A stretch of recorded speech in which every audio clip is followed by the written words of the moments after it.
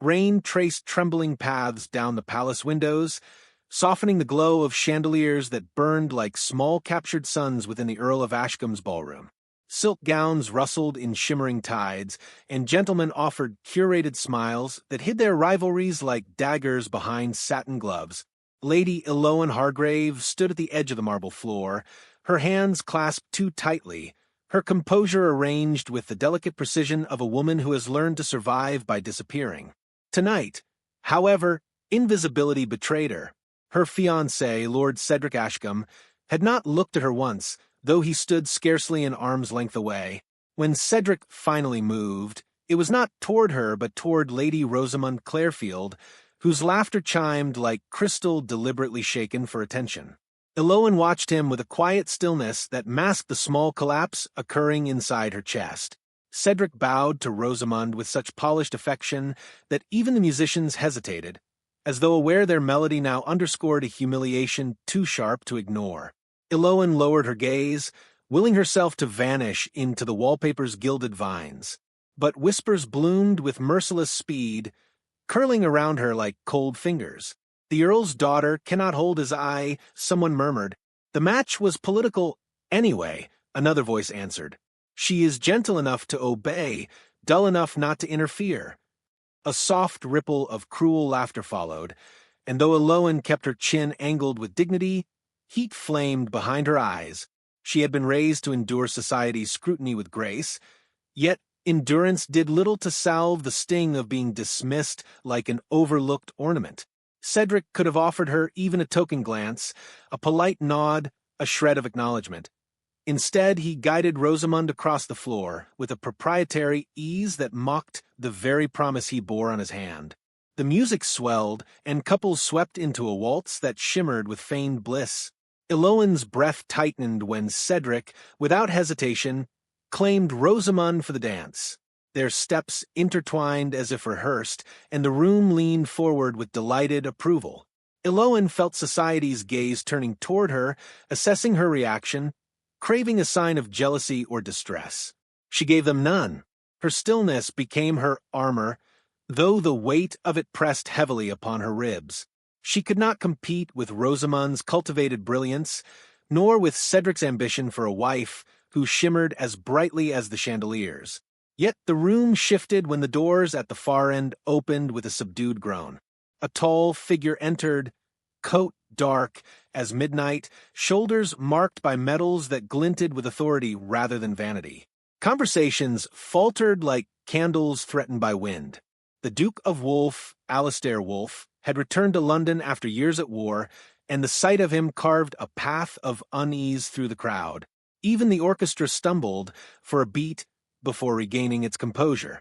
Eloan felt, rather than saw, the tremor of fear and fascination that rippled outward as he approached the ballroom center.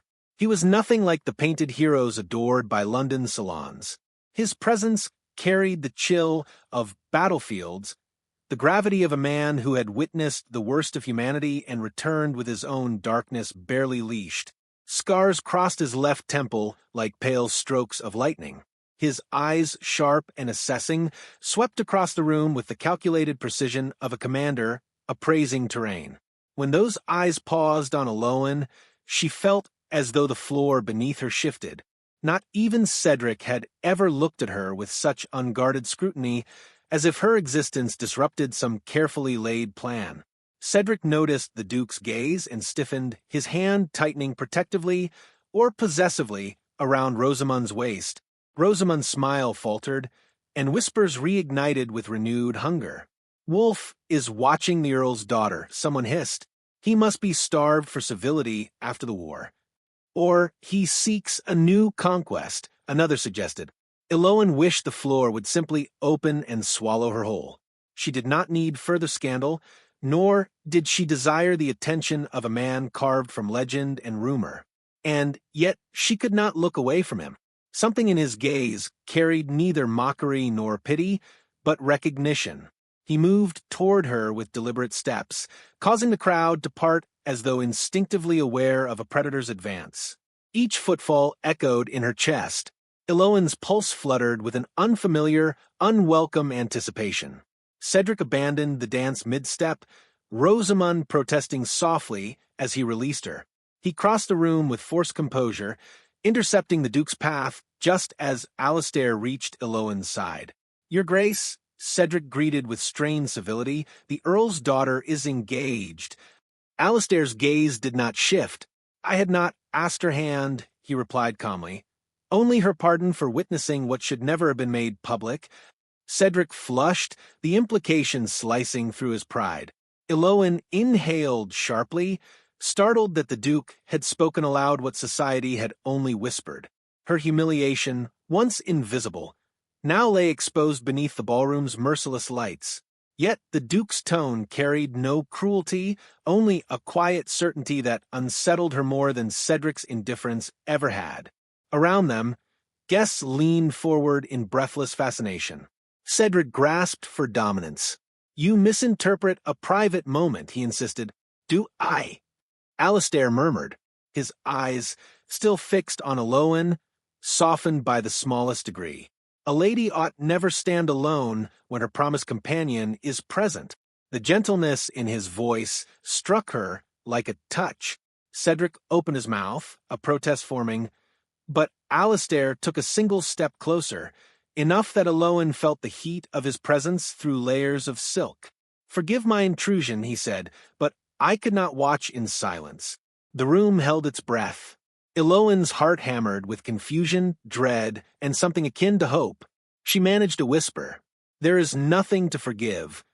Alistair inclined his head, a smile ghosting across his lips. "Then, perhaps," he murmured, "there is something to begin." And the ballroom erupted. Morning light crept through the Hargrave townhouse like a hesitant guest, illuminating the sealed parcel resting upon Lady Eloan's writing desk. The paper was thick, the wax imprint unmistakable, the crest of the Duke of Wolf, a prowling wolf beneath crossed swords. Eloan stared at it with a dread she could not name, for nothing about the Duke's gaze in the ballroom had suggested harmless admiration. When she finally broke the seal, a fold of impossibly soft white spilled across her fingers, cold as winter despite its warmth. A card lay atop it, bearing only 4 words in an elegant, merciless script. "For the chill you hid." Her breath caught. This was no casual courtesy, it was a gesture capable of igniting every whisper in London. She folded the gift quickly, as though its boldness might stain the room, yet the damage was already blooming in her mind. How was she to explain a token she had never invited? Before she could conceal the parcel, her father entered with the force of a man accustomed to being obeyed. The Earl's eyes narrowed instantly, his gaze fastening on the white fur, like a hawk spotting prey. "Tell me you did not accept this," he demanded, though the evidence lay plainly before him. Eloan's voice trembled as she explained the truth, that she had neither sought nor anticipated such attention. The Earl's jaw tightened. The Duke plays dangerous games. His name may be gilded in victory, but scandal follows him like a second shadow. Cedric will not tolerate this. At Cedric's name, something in Eloan folded inward. Her father mistook her silence for guilt rather than wounded pride. "Return it," he ordered, "and pray no one witnessed its arrival." But someone had. A footman lingered in the corridor, eyes alight with curiosity. Word would spread before noon, leaping from household to household with the eager cruelty of London gossip. Eloan felt her composure fray, like worn silk. By midday, the story had twisted into something far more intoxicating for society's hungry tongues. In drawing rooms, ladies gasped over tea. In gentlemen's clubs, men exchanged knowing smirks. Cedric arrived at the Hargrave residence with thunder in his stride, demanding an audience. Eloan met him in the rose salon, where the scent of crushed petals clung to the air like morning perfume. "You embarrass me," he began without preamble. "You embarrass yourself," she answered softly, though the tremor in her hands betrayed her. Cedric's eyes flared. "Do not attempt cleverness. You must have encouraged him. The Duke does not waste sentiment on inconsequential women." The words struck her with brutal clarity. She had always known Cedric valued her family's alliance more than her person, but hearing it aloud hollowed her like a blow. I never invited his attention, she whispered. Cedric scoffed. Then you must end it. Publicly. Or you and your father will answer for the disgrace. His threat coiled through her like winter frost. That evening, the Earl insisted they attend the Garden Fete, hosted by the Marchioness of Windmere, a gathering notorious for its carefully curated serenity and its even more carefully curated gossip. Lanterns glowed like suspended moons among the hedges, and the scent of lilac drifted through the air with deceptive gentleness. Eloan walked beside Cedric, her arm lightly resting upon his as propriety demanded, though his grip was tense enough to bruise. Every pair of eyes followed them, their curiosity sharpened to cruelty. When Lord Harrington offered a pointed remark about wolves stalking lambs, Cedric's temper fractured. He pulled Eloan aside, his fingers tightening around her wrist. "Look at what you have caused," he hissed. Pain shot up her arm, but she lifted her chin. "I caused nothing."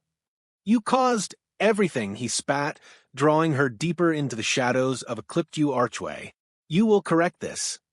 His grip became punishment. Eloan winced, yet forced herself not to yield. A soft intake of breath signaled that they were no longer alone. Alistair Wolfe emerged from behind the archway as though sculpted from the night itself. Moonlight traced the hard lines of his face, and his gaze fixed on Cedric's hand clamped around Eloan's wrist. "Release the lady," he said, calm as a blade laid upon a throat. Cedric stiffened, but did not let go. "This is no concern of yours." "On the contrary," Alistair replied, stepping closer. "When a gentleman forgets how to treat a woman, it becomes the concern of every man of honor present." His words carried, rippling across the gathering like a gust extinguishing candles. Cedric's pride warred with fear, but he dropped her wrist at last. Eloan massaged the reddened skin, heat flooding her cheeks, not of shame, but of a bewildering gratitude that unsettled her. "You encourage scandal," Cedric growled. "You created it," Alistair answered. His attention returned to Eloan, softer now, though still edged with something dangerous. "Are you harmed?" She shook her head, unable to speak. The Duke's gaze lingered, uncomfortably perceptive. Before Cedric could retort, voices gathered at the garden's edge, drawn by tension like moths to flame. Lady Rosamund appeared, her expression sharpened with satisfaction as she surveyed the tableau, Eloan pale, Cedric rigid, the Duke still dangerously near. "How dramatic," she murmured. "It seems the wolf has chosen his quarry." The phrase slid through the crowd, sparking whispers that crackled with malice. Eloan felt her throat tighten. She was no longer the quiet Earl's daughter, but the unwilling center of a burgeoning scandal. Cedric stepped forward, desperate to reclaim control. "Eloan will issue a statement tomorrow, making it clear the Duke's interest is unwelcome." Alistair's jaw hardened, though his voice remained composed. "You presume to speak for her?" Cedric bristled. But before he could answer, Alistair turned fully to Eloan. "Do you consider my attention unwelcome?" The question struck her breathless. Conversations died instantly. Lantern light flickered. The garden seemed to hold its breath as Eloan realized her next word would decide the night, and the path at her feet. Thunder rolled across the heavens like a wounded beast, rattling the glass panes of Hargrave Manor as guests hurried through the corridors in search of shelter from the sudden storm. The charity gathering, once a gentle swirl of polite conversation and warm candlelight, dissolved into scattered clusters of damp silks and anxious chatter. Eloan, having stepped away to steady her thoughts after the garden scandal, found herself near the great oak library as lightning split the sky outside.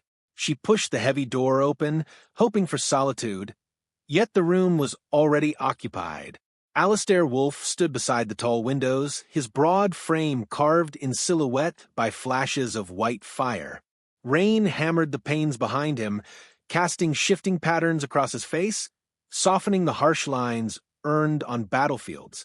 He turned at the sound of the door, and something unreadable flickered in his expression. Relief, perhaps, though quickly hidden. "My apologies," he said quietly, as though unwilling to disturb the storm's dominion. "I had thought the room empty." Eloan hesitated, her instinct urging retreat, but her voice, steady despite the pounding of her heart, answered, "You need not leave. I only wished for quiet." The tension between them thickened like the air before lightning strikes. For a moment neither spoke. The flames in the hearth shifted, their glow playing over shelves lined with centuries of harsh wisdom and softer dreams. Thunder bellowed again, and Eloan startled. Alistair's attention sharpened. "Storms trouble you?" he asked. "Only when accompanied by turmoil of a different kind," she admitted. His gaze deepened with understanding. He moved closer, though still maintaining a respectful distance. "Then I owe you an apology," he said. "Tonight's unrest, my presence within it, has complicated your life." She shook her head. "It was already complicated. You merely illuminated what others preferred to keep hidden." He studied her carefully. "Cedric should never have spoken to you as he did." Eloan's voice tightened. "What he said was no more than what he believes." Alistair's jaw flexed, as though he had to restrain himself from offering a judgment too sharp for the quiet sanctuary of the library. "And what do you believe?" he asked. "That I am caught between obedience and shame," she whispered, "and neither choice affords dignity." Her confession trembled between them. Rain lashed the windows harder, as if urging her onward. "I do not wish to be viewed as weak, yet everywhere I turn, I am either silenced or spoken for. Even you." She stopped, breath-catching. His brows drew together, pained. "If I have presumed, not presumed," she interrupted softly, "but you, too, have altered the course of my life without my consent." Her voice did not accuse, it revealed. "I do not understand your intentions. You are a man of war and consequence. I am a woman society overlooks unless it is convenient to wound me." A silence followed, but it was not cold. It pulsed with something searching. Alistair stepped closer, the storm echoing the shift inside the room. "If I have disrupted your life, Lady Eloan, it was not by design." His voice was low and unguarded. "Yet I cannot regret the moments that led me to speak with you, for I have wished for them longer than you might imagine." She stared, uncomprehending. "Wished for them?" His eyes held hers, steady as the hearth's flame. "2 years ago, on a battlefield near Calais, my men unearthed a parcel of donated letters sent to comfort wounded soldiers. They were meant for those dying far from home. One was from you." Eloan's breath stilled. "I wrote dozens. For the charity." "Yes, yet yours was the one handed to me. You spoke of kindness as if it were a blade wielded with purpose, gentle, but capable of cutting through despair. You wrote that the smallest grace might tether a soul to hope." His voice softened. Those words tethered mine. She felt the room tilt. She had never imagined her simple letter could reach a man carved by war. "You cannot mean I carried it with me," he said, "folded into the lining of my coat. I read it when I wished to forget the world's cruelty. When the guns fell silent at last, I returned to England not for celebration, but for the faint chance that you might still believe what you wrote." Emotion rose swift and hot in her chest. She wrapped her arms around herself, as if holding the truth in place. "You sought me out because of a letter?" "Not sought," he corrected gently. "Recognized. When I saw your composure shatter beneath Cedric's neglect, I knew the voice from that letter lived in you still, brave despite quietness, resilient despite dismissal." Eloan looked away, overcome. "I am not brave." His reply was immediate. "You are. Bravery is not the absence of fear. It is the grace to stand in its center." The storm raged, wind moaning like an old sorrow around the manor's edges. Eloan approached the hearth, holding her hands toward its warmth. "If you speak truth," she murmured, "why reveal it now?" He joined her, close enough that she felt the heat of both fire and man. "Because you deserve to know you are seen," he said. "Not as Cedric sees you, nor as society chooses to, but as you are, quiet, yes, yet unyielding. And because I fear that if I remain silent, I will lose what little right I have to honesty with you." Her heart raced, though not from fear.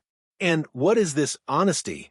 His voice dropped to a whisper, as though confiding a secret too tender for the storm to overhear. That I wish to protect you, and that I wish for you far more fiercely than honor allows. The words struck her with trembling force. She felt both shielded and undone. Her fingers brushed his, accidentally, yet irrevocably. The touch was a spark in the dim room, brief yet searing. Before either could speak again, footsteps echoed outside the library door.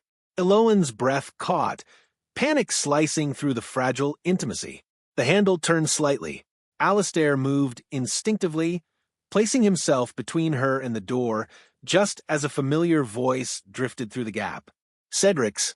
Eloan, are you inside? The storm outside crashed in violent reply, but the greater tempest now stood on the threshold. Dawn clung faintly to the courtyard when Lord Alistair Harrow stepped into the open, his breath clouding in the cool air as though the morning itself wished to expose every secret he carried. The flagstones glimmered with dew, and the hedges along the perimeter released their sharp rosemary scent, a reminder of the manor's long memory and its even longer expectations. Across the expanse, Lady Evangeline Draycott approached with a stride too controlled to be calm. Her cloak trailed behind her like a shadow determined to keep pace, and though her eyes held their usual clarity, they lacked their usual warmth. Neither spoke at first. The quiet was not peace, but pressure, as though the courtyard braced for what would be said. Alistair felt the weight of her gaze, and forced himself not to look away. He had faced generals with colder eyes, but never someone whose disappointment mattered so deeply. You received the letter, she said, her voice steady in sound but unsteady in spirit. You know the accusations. I read it, he answered. I wondered whether you would confront me before the council did. She stopped before him, chin raised, eyes bright with the strain of withheld emotion. I needed to hear from you directly, without scribes or courtiers twisting every syllable. I needed to know whether you would lie to me in person. I would not lie, he said. Not to you. The flicker of doubt in her expression cut more deeply than any anger. Intentions are irrelevant now, she replied. Perceptions rule the manor, and every corridor hums with the same claim, that you sabotaged the watchtower and endangered us all. He inhaled sharply. And you believe that? I believe what I cannot dismiss, she said, which is why I must do this. She reached into her cloak and drew out a lacquered box. The challenge is formal. Alistair stared at the crimson surface, its gleam as cold as the realization settling in his chest. You would challenge me a duel of dignity? I would challenge anyone who threatens the estate, she answered, even the one I once trusted most. Her voice trembled on the last word, so faintly that only he could have noticed. His throat tightened. Then I accept. She seemed both relieved and stricken. Opening the box, she revealed the 2 silver tokens shaped like broken wings. Their symbolism was old. Each participant admitted pride's capacity to mislead. She offered 1 token to him. His fingers brushed hers as he took it, and the familiar spark of something gentler flickered, but vanished when she withdrew her hand. The Hall of Echoes, she said. At noon. The council will witness. He nodded once. Then we finish this. Evangeline hesitated, caught between retreat and confession. Alistair, whatever happens, I never wished for it to come to this. Nor I, he said quietly. But dignity does not bargain. She turned sharply and left the courtyard, her cloak snapping in the wind like a closing door. Alistair remained alone with the token pressing into his palm, the metal biting deeper than its weight should allow. The hours before noon crawled with uneasy slowness. Servants greeted him with stiff bows, offering silence thick enough to hide judgments. Through the corridors he walked, rehearsing nothing and replaying everything. By the time he reached the Hall of Echoes, dread pulsed through him like a heartbeat he could not still. The hall lived up to its name. Every footstep magnified, every breath lingered a moment too long. Sunlight spilled through stained glass windows, casting fractured colors across the marble floor.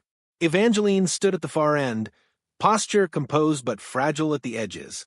The council ringed the room, their faces unreadable. Alistair stopped at the prescribed distance. They each held their tokens. "State your claim," Evangeline said, the formality barely masking her turmoil. "I am innocent," he said. "I went to the watchtower only to retrieve survey records. I touched nothing. I harmed no one." Her gaze narrowed, searching for even a flicker of deceit. "Then who orchestrated the sabotage?" "Someone who fears what I've uncovered," he said. "My investigation into the ledgers revealed discrepancies. Someone profiting from unauthorized shipments. Someone who needs me discredited." A murmur rippled through the council. Evangeline stiffened, her certainty cracking. "Why tell me this only now?" "Because I wasn't sure you would believe me," he said, voice breaking despite his control. The admission struck her visibly. Her breath caught, and her eyes shimmered with something dangerously close to hurt. Before she could respond, a violent crash shook the hall. One of the western windows shattered, scattering light and glass across the marble. Dust rained from the rafters. Then came the sound, distant but unmistakable, the watchtower alarm, its cries slicing through the lingering echoes. Evangeline's face drained of color. "Alistair, it's happening again." The council members surged toward the doors, their robes sweeping the colored light into chaotic motion. But Evangeline did not move. Her gaze stayed fixed on him, as though the alarm's meaning could be decoded only through the expression he wore. For a heartbeat, the world narrowed to the space between them, two people bound by duty yet divided by doubt. Alistair stepped toward her, stopping just short of breaching the ceremonial distance. "Whatever waits at that tower, this proves I am not your enemy." Her lips parted, but she seemed unable to speak. The alarm wailed again, louder, insistently urgent, echoing through the vaulted chamber like a demand for reckoning. Finally she whispered, "If you are right, then someone has played us both. Then let us face them together," he said. But before she could answer, a messenger burst into the hall, breathless and ashen. "My lady, my lord, the watchtower flames are rising, and the guards report a figure fleeing into the eastern woods, carrying the same sigil that appeared in the accusations." Evangeline turned to Alistair, her voice a breath. "Then the true duel begins now." Rain hammered the carriage roof with a ferocity that made every drop feel like a verdict, as though the storm itself wished to force truth into the open.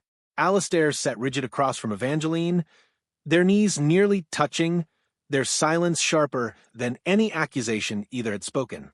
The horses strained against the rising mud, hooves slapping the soaked earth in frantic rhythm, as the world outside blurred into streaks of gray. Inside, the lantern swayed, casting tremulous light across her face, revealing turmoil she no longer hid. She had insisted they pursue the fleeing saboteur together, but now, enclosed in the intimacy of the carriage, she seemed poised between trust and fear. "We are close," she murmured, watching the flooded road through the small glass window. The figure was seen turning toward the old mill. Alistair nodded, tension coiled in his chest like a drawn bow. "If they truly carry the sigil used against me, this ends tonight." Her eyes flicked to him. "And if it does not, then we find the truth regardless." He leaned forward, voice low. "I will not let you stand alone in this." A flicker of emotion crossed her features, gratitude or fragile hope. But the carriage lurched violently before she could speak, throwing them sideways. The lantern crashed to the floor, snuffing out its flame. The horses whinnied. "What happened?" she gasped. Alistair pushed the door open, rain slashing across his face. The left wheel had sunk deep into a pothole carved by the storm. The driver struggled with the reins, shouting obscenities lost to thunder. "We can't continue like this," Alistair called. "We go on foot." Evangeline joined him, cloak whipping around her, hair plastered to her cheeks. She looked smaller in the storm, yet fiercer. "Then lead the way." They dashed through the rain, following the narrow trail toward the riverbank where the abandoned mill crouched against the dark horizon. Lightning split the sky, illuminating the broken wheel, the sagging roof, and a lone silhouette darting inside. There, she whispered. They pressed forward, boots sinking into sodden ground. The mill door hung crooked on rusted hinges, creaking as Alistair pushed it open. Inside, the air smelled of damp wood. Shadows tangled in the rafters. "Show yourself," Alistair called. A figure stepped into view at the far end of the mill, hooded, dripping. In their hand gleamed the carved sigil that had condemned him. Evangeline sucked in a breath. Why, she demanded.